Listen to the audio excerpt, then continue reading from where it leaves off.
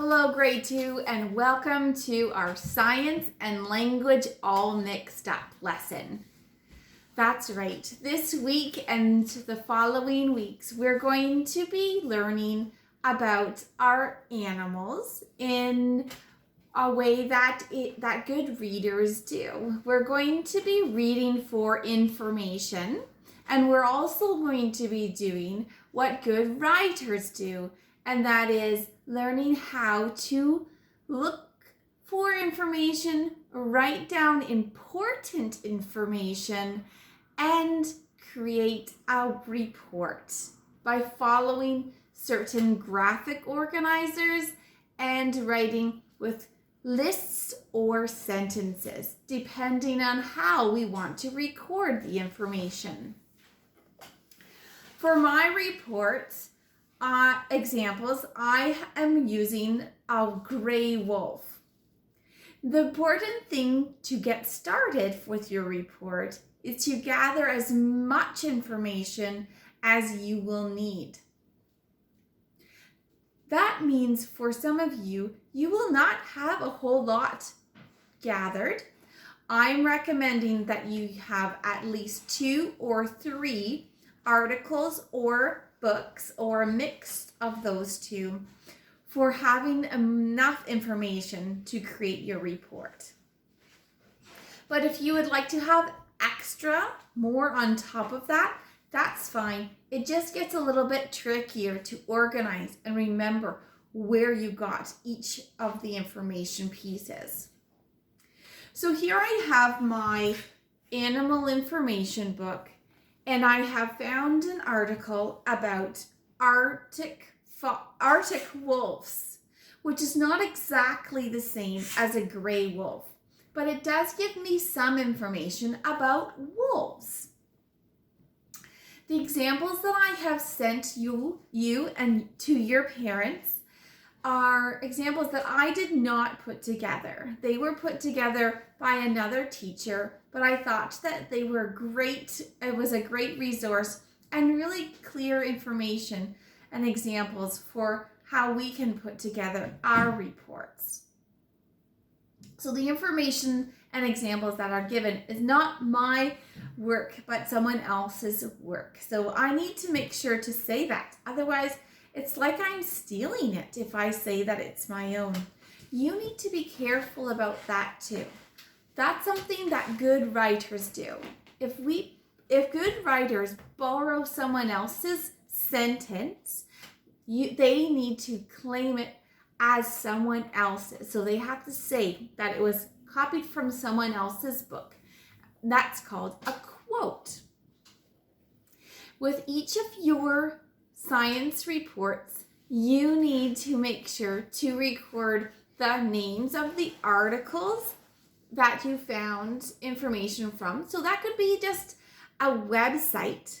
Please don't just write Google search. You need to write down the actual website that you found the information for.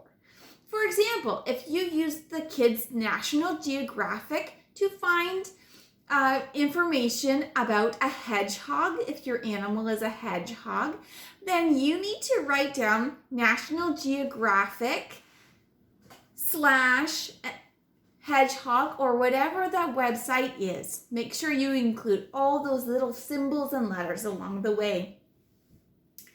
This week, we are just getting started. So this week, you will be doing 3 things. First, you are going to look at the 3 choices that I sent examples of and templates for to your parents' email. There are 3 choices. The first is a book format, where there are full pages of information. You do not have to use all of the pages. There are several different choices within that one choice of pages that you can use. Then there is a second choice, and that is a trifold report format, where it's just one page folded into 3 parts, front and back, for you to keep your information or record your information. The third is a little bit more fun and interactive, but it's also more detailed, and you will have to do more cutting and gluing. But it's kind of fun. It's like a flip book in some sections. So have a look at that. So the first thing you need to do is choose what kind of report you're going to use. The second thing you're going to do is look through your information, and you're going to read for information about what your animal looks like. You're going to look to find and decide what is the important thing you want to tell about what your animal looks like. And finally, for this week, you are going to tell about your animal's habitat. That is, does your animal live in a forest? Does your animal live in a desert? Does your animal live in an ocean or a lake? All these are examples of habitats of our world. There are many different habitats, and your information books and articles will tell you the habitat of your animal.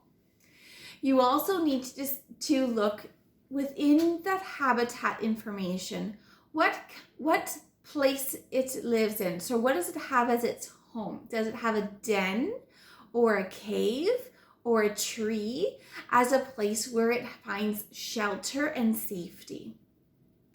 God is amazing, and He has created each animal with specialized design to fit their habitat perfectly. God planned every single detail that an animal needs to be able to survive and thrive in its environment. But people have a responsibility too. I was sad to read that gray wolf's main threat is people. People who overhunt and people who are destroying their habitat. That needs to change because people have a responsibility to care for God's world and their habitat, for God's animals and their habitat. I hope you really enjoy learning about your animal, and have a look at your email. Have your parents look at their email for further information of suggestions and recommendations for articles online, or ways that you can use your public library card to find free resources of ebooks that would be really helpful for you. Have fun, and I hope to hear from you of how it's going. Go ahead to send me email about any questions that you have.